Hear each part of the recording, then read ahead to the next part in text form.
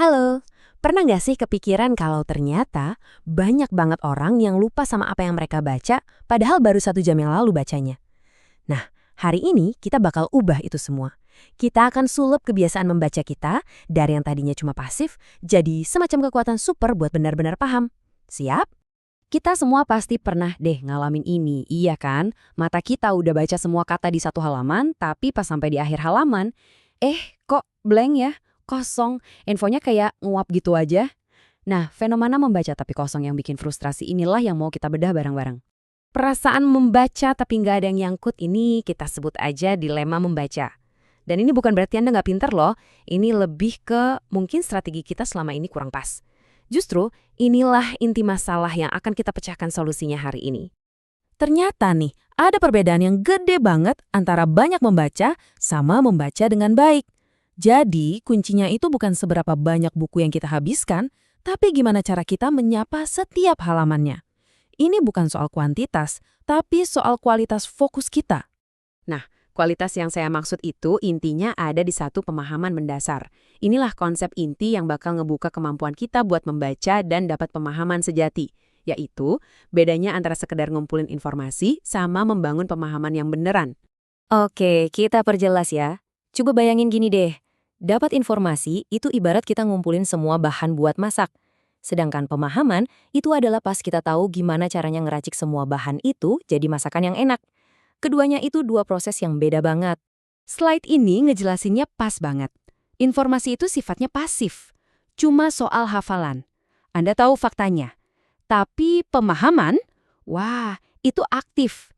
Anda bisa ngejelasin lagi konsepnya pakai kata-kata sendiri. Anda bukan cuma nerima berita dari penulis, tapi Anda menyerap ilmunya. Perubahan terbesarnya itu terjadi pas kita pindah dari sekedar mengingat, jadi mampu menjelaskan.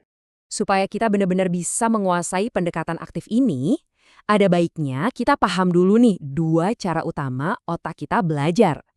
Ini bakal ngebantu kita ngebentuk ulang cara kita membaca, dari yang pasif jadi super aktif. Jalan yang pertama ini, wah kita semua pasti familiar lah dari zaman sekolah. Belajar terstruktur. Coba bayangin kelas, di mana guru ngejelasin tanggal dan peristiwa penting. Mereka yang nuntun kita, ngasih jalur yang jelas buat diikuti.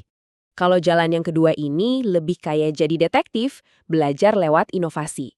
Jadi, bukannya dikasih tahu ceritanya, kita justru dikasih dokumen-dokumen asli, surat-surat, atau peta.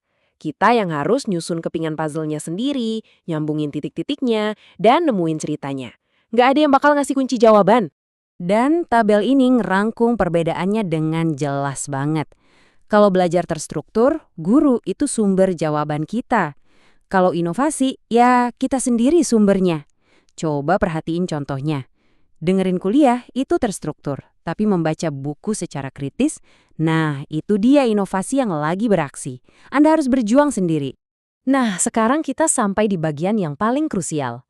Nggak peduli jalan mana yang kita pilih, mau ada guru atau sendirian, ada satu faktor penentu yang bikin proses belajar itu beneran kejadian atau enggak. Ini dia intinya. Seorang guru bisa ngebimbing, ngasih inspirasi, dan ngejelasin. Tapi mereka nggak bisa paham buat Anda. Bagian itu, bagian kerja keras mental untuk membangun pemahaman, itu harus terjadi di dalam pikiran Anda sendiri. Sumber yang kita bahas ini ngungkapinnya keren banget lewat kutipan ini. Pengetahuan haruslah tumbuh di dalam jiwanya agar benar-benar bisa terjadi sebuah proses belajar. Coba deh renungin, pemahaman sejati itu bukan sesuatu yang bisa di-download. Itu adalah sesuatu yang kita tanam di dalam diri kita. Oke, sekarang ayo kita sambungin lagi semua ini ke aktivitas membaca. Gimana konsep menanam di dalam diri ini bisa kita terapkan pas lagi natap halaman buku. Mari kita lihat kegiatan membaca dan mendengarkan bukan sebagai hal pasif, tapi sebagai kesempatan buat terlibat aktif. Kalau kita bandingin dengerin kuliah sama baca buku, ada satu perbedaan penting yang muncul. Di kuliah, gurunya ada di situ. Kalau bingung, kita bisa angkat tangan. Tapi pas baca, gurunya, yaitu si penulis, kan nggak ada di sana. Jadi siapa yang ngejawab pertanyaan kita? Ya, kita sendiri. Tanggung jawab buat bergulat sama teksnya dan nyari pencerahan itu sepenuhnya ada di tangan kita. Jadi membaca biar paham itu bukan sekedar santai-santai dan biarin kata-kata masuk gitu aja.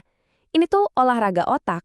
Seperti yang ditunjukin di sini, kita dituntut buat mikir aktif, pakai imajinasi buat ngebayangin idenya, fokus ke detail-detail kecil, dan ngebangun gambaran mental dari apa yang lagi dibangun sama penulis. Emang kerja keras sih, tapi hadiahnya adalah ilmu yang benar-benar jadi milik kita. Nah, setelah kita bongkar semuanya, dari bedanya informasi dan pemahaman sampai peran kita sebagai pembelajar yang aktif, pertanyaan terakhir ini buat Anda. Lain kali Anda buka buku, jangan cuma lihat itu sebagai tumpukan informasi. Anggap itu sebagai gym buat pikiran Anda.